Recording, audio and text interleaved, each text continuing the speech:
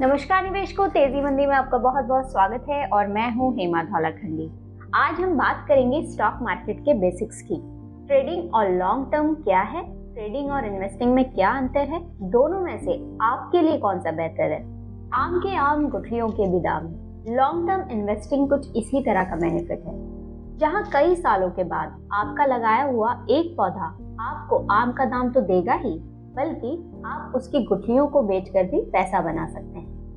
पर इसके लिए काफी पेशेंस की जरूरत पड़ती है। अगर आप आने वाला कल किसने देखा है वाली कैटेगरी में आते हैं, तो आप ट्रेडर्स की बिरादरी के हैं जो क्विक प्रॉफिट पर विश्वास रखते हैं। टाइम हॉरिजॉन के बेसिस पर बात करें तो ट्रेडिंग में आप एसेट को एक दिन या कुछ दिनों तक होल्ड करते हैं और फिर सेल कर देते हैं। पर लॉन्ग टर्म में कई सालों तक आपको प्रॉफिट के लिए इंतजार करना पड़ता है। रिस्क टॉलरेंस के पैमाने से देखें तो ट्रेडिंग में लॉन्ग टर्म के कंपैरिजन में काफी ज्यादा रिस्क होता है, क्योंकि trader short term market fluctuation का ज्यादा से ज्यादा फायदा उठाने की कोशिश करते हैं। कई बार ज्यादा से ज्यादा के फायदे के चक्कर में वो भारी नुकसान कर बैठते हैं। इसलिए ही कहते हैं लालच बुरी बला है। वहीं दूसरी ओर लॉन्ग टर्म इन्वेस्टमेंट को शॉर्ट टर्म की मार्केट वॉलेटिलिटी से फर्क नहीं पड़ता, बल्कि long term investors market conditions का बेनिफिट उठाते हुए स्टॉक्स को एवरेज कर देते हैं। अब बात करते हैं स्ट्रैटेजी की। ट्रेडिंग में अक्सर टेक्निकल एनालिसिस किया जाता है, जहां trader short term market movement के लिए चार्ट और इंडिकेटर्स को एनालाइज करते हैं। दूसरी ओर लॉन्ग टर्म इन्वेस्टमेंट में फंडामेंटल एनालिसिस किया जाता है, जहां इन्वेस्टर्स इन्वेस्ट करने से पहले कंपनी के एक फाइनेंशियल हेल्थ और लॉन्ग टर्म प्रोस्पेक्टस पर फोकस करते हैं।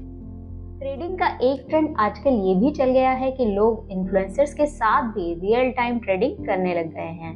अब एक इम्पॉर्टेंट पॉइंट पर भी बात कर लेते हैं, ट्रांजैक्शन कॉस्ट। अपना कुल प्रॉफिट चेक करना हो तो इसको अपनी प्रॉफिट लॉस की बैलेंस शीट पर भी सबसे पहले जगह दिया करें। ट्रेडिंग में बहुत जल्दी एसेट को बाय और सेल किया जाता है, जिसकी वजह से कमीशन और फीस में इजाफा हो जाने का बहुत ज्यादा चांस होता है। दूसरी ओर लॉन्ग टर्म इन्वेस्टमेंट में लॉन्ग टर्म के लिए स्टॉक को बाय और होल्ड किया जाता है, जिस कारण ट्रांजैक्शन कॉस्ट ट्रेडिंग के कंपैरिजन में कम रहती है। दुनिया के 8वें अजूबे को भी अगर आपको देखना हो तो भी आपको लॉन्ग टर्म इन्वेस्टिंग का हाथ थामना होगा, क्योंकि कंपाउंडिंग का बेनिफिट लॉन्ग टर्म इन्वेस्टर्स को ही देखने को मिलता है। अब बात करते हैं आखिरी पॉइंट, यानी आपके दिल की। ट्रेडिंग में आपको बहुत ही कम टाइम में डिसीजन लेना होता है। ऐसे में दिल की धड़कन बाजार के कांटे के साथ फ्लक्चुएट होती रहती है, कभी ऊपर कभी नीचे, और ज्यादातर जगहों पर इन्वेस्टर्स नुकसान कर बैठते हैं। वहीं लॉन्ग टर्म में आप टाइम लेकर रिसर्च भी कर पाते हैं और एक सोचा समझा डिसीजन ले पाते हैं।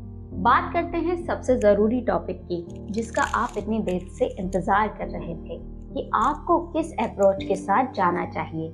याद रखें, ये डिसीजन आपको ही लेना है। बस इस डिसीजन से पहले ये देखें कि आपके इन्वेस्टमेंट गोल्स, आपके रिस्क कैपेसिटी और आपको इन्वेस्टमेंट एक्सपीरियंस क्या है। अगर आप शॉर्ट टर्म की मार्केट वोलेटिलिटी से इफेक्ट नहीं होते और हाई रिस्क नहीं लेना चाहते और पेशेंस के साथ लॉन्ग टर्म गोल रखते हैं, तो लॉन्ग टर्म इन्वेस्टमेंट आपके लिए अच्छा है।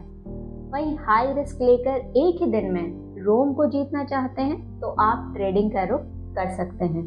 खैर, हम सभी जानते हैं कि रोम को रातों रात जीतना काफी मुश्किल है। आपकी इन्वेस्टमेंट आपकी, आपके परिवार की बेहतरी के लिए है, इसलिए इसे सोच समझकर ही इन्वेस्ट करें, क्योंकि पैसे पेड़ों पर नहीं उगते।